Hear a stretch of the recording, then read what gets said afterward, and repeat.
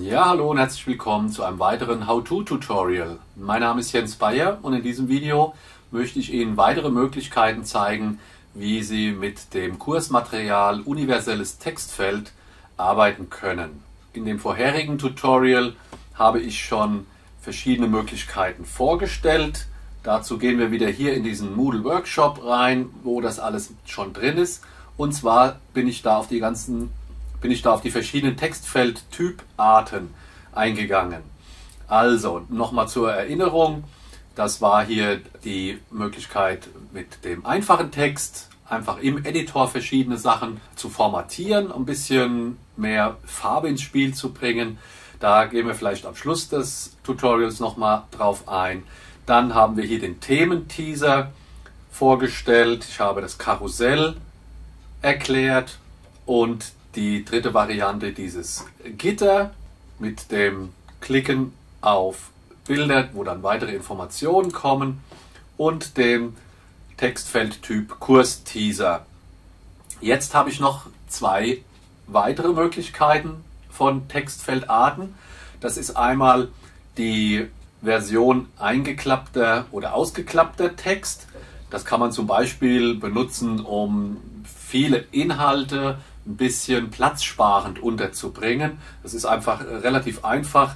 Man klickt dann hier auf den, ich sag mal auf die Überschrift, und dann klappt sich der Text, der ist jetzt nicht besonders groß, der klappt sich dann aus und dann kann man wieder einklappen. Einfach, wenn man nicht zu viel Text auf einmal sichtbar machen möchte, da bietet sich das an. Die zweite Variante, das nennt sich dann Text im Vordergrund. Das wäre dann diese Variante. Das muss nicht unbedingt immer nur Text sein, das kann auch ein Video sein, wie Sie hier sehen. Und wie man das Ganze macht, das zeige ich mal im Bearbeiten-Modus. Wir gehen wieder auf Bearbeiten einschalten, gehen dann zu den beiden Varianten und müssen dann hier auf Inhalt ändern gehen, um zu zeigen, was man da einstellen kann. Wie gesagt, hier ist die Variante eingeklappter Text ausgewählt. Dann kann man hier den Text eingeben oder aber auch das Video, wie in der anderen Version, oder auch ein Link einfach oder auch eine Audio, was auch immer. Dann schreibt man hier den sichtbaren Text im Kurs rein und wählt dann hier die Variante aus, ob das eben eingeklappt sein soll und ausklappbar oder in diesem, der Begriff ist ein bisschen, wie auch immer übersetzt, modaler Dialog heißt es. Das ist die Variante, wo das dann in dem Vordergrund gezeigt wird und der Hintergrund so ein bisschen abgedunkelt wird, um etwas hervorzuheben. Die zwei Varianten gibt es hier und Animation anwenden oder nicht, ich habe da noch keinen großen Unterschied gesehen, wahrscheinlich wie das dann aufgeklappt wird. Änderungen speichern und die gleiche Variante im Prinzip bei Variante 2. Zeigen wir nochmal kurz. Hier ist ja dann, wie gesagt, das Video verlinkt mit der Option hier, Audio- oder Videodatei einfügen, damit das Video auch direkt dann sichtbar wird und nicht lediglich ein Link eingestellt wird, den man extra noch anklicken muss. Das wäre die Variante hier, einen Link einfügen. Und hier, wie gesagt, ist dann der modale Dialog ausgewählt und das ist dann diese Variante. Um es nochmal zu zeigen, hier wird lediglich der Text aufgeklappt und kann wieder eingeklappt werden nach Bedarf, und hier öffnet sich dann im Vordergrund und im Hintergrund wird es dunkel, hier diese spaßige Sind Sie bereit? Rede des ehemaligen Bayern-Trainers von vor, 20, 25 Jahren. Okay, was ich an der Stelle noch zeigen möchte, ist vielleicht das, was ich im anderen Video schon kurz angedeutet habe, oder was man noch im Editor machen kann. Hier habe ich jetzt eine Sache, habe ich mal die Funktion Word-Datei oder Word-Dokument integrieren verwendet. Das ist jetzt schon das Ergebnis und wie das funktioniert, ist relativ einfach.